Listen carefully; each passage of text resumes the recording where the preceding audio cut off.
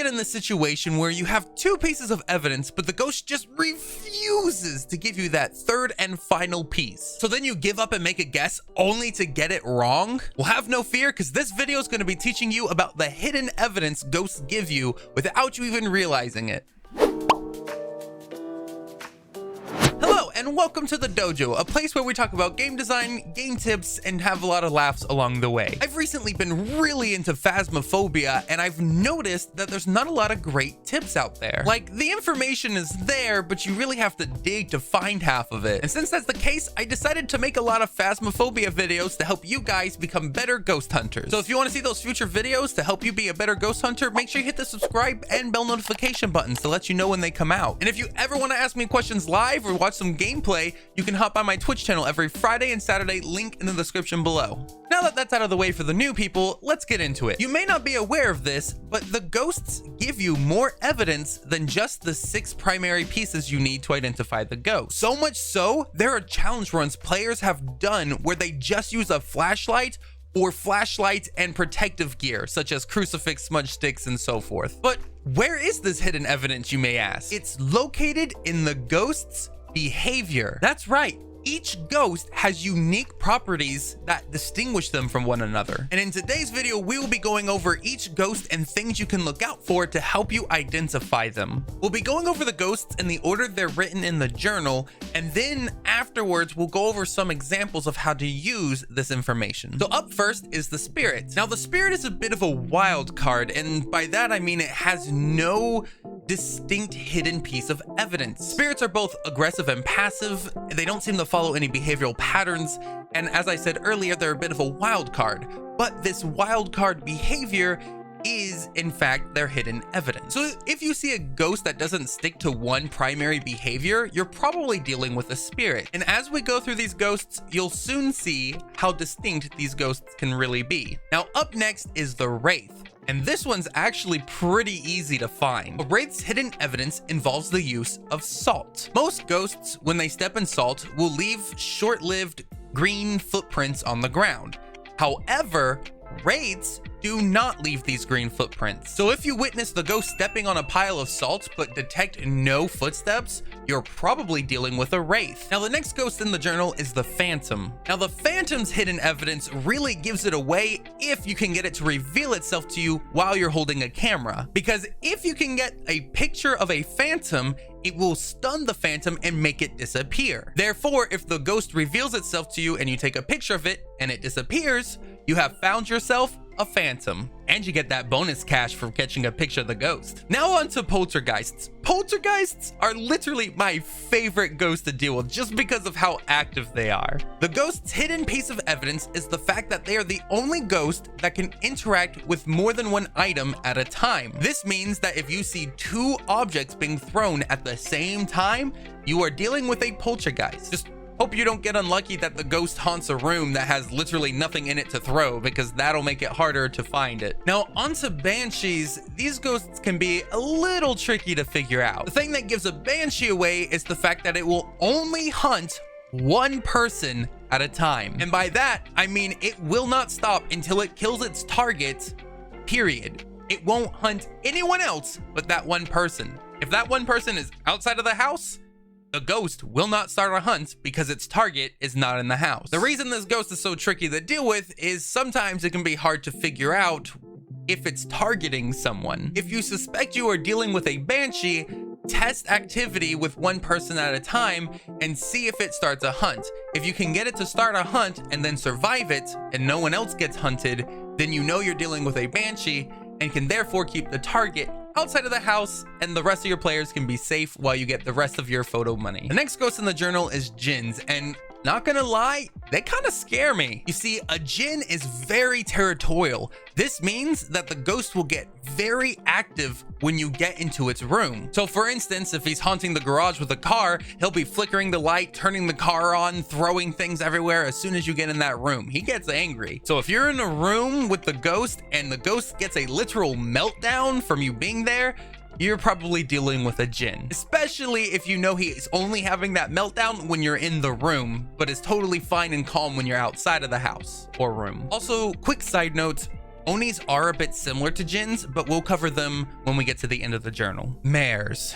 Oh, how I don't like mares. I honestly don't know much about mares' behavior other than the fact that they don't like the lights on. As such, if you turn the lights on in their room, the likelihood of them starting a hunt is drastically lowered. So if you notice your team is low on sanity, but the ghost hasn't started a hunt because the lights are on in its room, you might be dealing with a mare. Unfortunately, this piece of evidence is kind of vague and really hard to pinpoint most of the time, because there are so many other things that could be preventing it from a hunt. If you use the smudge stick, if you use the crucifix, or who knows what other flurry of things may be preventing it. Maybe it just doesn't feel like hunting. I've had that happen before too. I normally have to identify the mare through process of elimination based on what it's not doing. And if anyone knows anything else about mares that can give them away, please let us know in the comments below. I'd love to read them. Now for my least favorite ghost of all time, the Revenant. The Revenant is a relatively aggressive ghost that will hunt more often when your team gets lower on sanity. The only hidden evidence I've found so far on the Revenants is how fast they walk during a hunt. If they have a target in sight, they will be moving faster than most other ghosts. However, if players are hiding from the Revenant goes very slowly. And although I've only heard this and never experienced it myself, it is said that you can hear the speed of the ghosts walking. Unfortunately, I have not been able to confirm this myself because 1, I panic when a hunt starts, and 2, I've always hidden from the ghost and don't know how fast it's supposed to sound. So if anyone can confirm this piece of hidden evidence in the comments, it'd be greatly appreciated. Now onto what I believe to be the most annoying ghost of the bunch, the Shade. You see, the Shade will virtually stop all interactions and behavior the moment players show up. But due to this inactivity when players are in the house, or more specifically in the ghost's room, it gives it away that the Shade is a Shade. The way to find this hidden piece of evidence is test by going in the room and seeing if activity drops. If activity is up when you guys are out of the house versus in the house, then you know you're dealing with a Shade. Now onto what I believe is possibly considered the scariest of ghosts for most players, the Demon. These suckers are honestly the most terrifying if you're on a professional map. The reason for that being, demons have the highest chance, or maybe the only chance really, to attack players while they have high sanity. This means that if any ghost is gonna hunt you the moment you enter the front door, it'll probably be a demon. Now, it's not completely impossible that another ghost does this, but the likelihood is so small that you can pretty much say with confidence, if you get hunted while above 75% sanity, you are likely dealing with a demon. And of course, note that they will be aggressive. So if they are doing a lot of aggressive behavior on top of these hunts, that should also help indicate that it is a demon. However, hunting players at a high percentage of sanity isn't just the only thing you can use. You can also, if you find one, use a Ouija board. In most cases, using the Ouija board will make you lose sanity. However, if you get a successful question answered by a demon on the Ouija board, sorry, my dog was huffing and coughing. I don't know if that caught on the mic. Unlike most ghosts where you lose sanity using the Ouija board, if you get an answered question on the Ouija board with a demon, you will not lose any sanity. This means that if you have someone watch your sanity when you use the Ouija board and confirm a successful Ouija question being answered, and you lose no sanity, you know for sure you're dealing with a demon. But if your assumption is wrong and it is not a demon, you might be asking for trouble using the Ouija board. Just letting you know. Now, this next ghost is also one I have yet to confirm, like the Revenant, but I do believe it is true. That is, we're talking about the Yude. Now, with most ghosts, if you purify their room with a smudge stick, they will just not be able to hunt you for 90 seconds. However, according to the wiki, a Yude will wander for 90 seconds. However, when ghosts are on a hunt, if you use the smudge stick to purify them, it will only stop them and make them wander for about 6 seconds.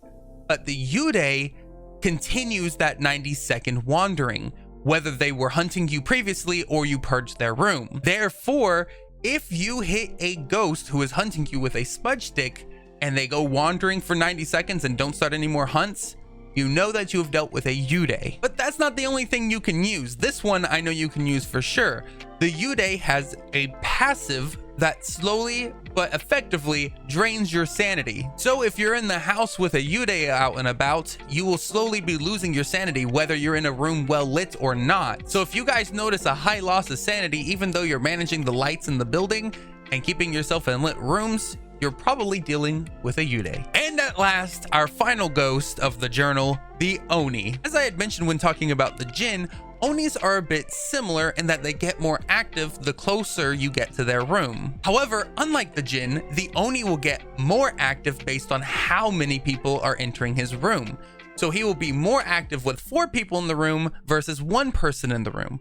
On top of this, the Oni prefers to throw objects. So if he's not messing with lights, cars, or what forth have you, and is throwing objects instead, you know you're dealing with an Oni instead of a Jinn. Oh man, that was a lot of information in a short amount of time, but that just goes to show you the game is giving you so much more information than you probably realize. As you get more experience with the game, you'll soon realize you need less and less evidence to figure out what the ghost is, as you'll start being able to recognize it just by the way it behaves. I, for one, can figure out the ghost exclusively on behavior 9 times out of 10 if I'm on a small enough map like the house. But sometimes you'll still get in that scenario we talked about at the start of this video, where you find 2 pieces of evidence, the ghost refuses to give you that 3rd piece of evidence, and it's not really giving you an obvious behavior. So what do you do then? You see, this hidden evidence can actually be used in 2 ways. The first and most obvious way is to use it to identify the ghost based on what it is doing. However, the second way a lot of people seem to ignore is identifying the ghost based on what it is not doing. For example, let's say you've gotten it down to 3 ghosts. It could either be the Phantom, the Jinn, or the Shade. You think it's possibly the Phantom, but the ghost just refuses to reveal itself, so you can't test it by taking a photo. How do you get the piece of evidence? Well, thankfully for you, the Jinn and the Shade are easy to figure out based on their behavior, and you don't have to rely on the ghost to do an uncommon event for you to hopefully catch it and get that piece of evidence. Since the ghost could possibly be a Jinn, all you have to do is go to the room and see if activity goes up. If activity goes up when you enter the room but down when you leave the room, then you know it's probably a Jinn. And likewise, the Shade is the opposite. If you see activity go down or completely stop when you enter versus when you exit, it's probably a Shade. However, if activity is persistent between entering or exiting, then it's not the Jinn or the Shade, and therefore by process of elimination, it is the Phantom, because you've used what the ghost is not doing.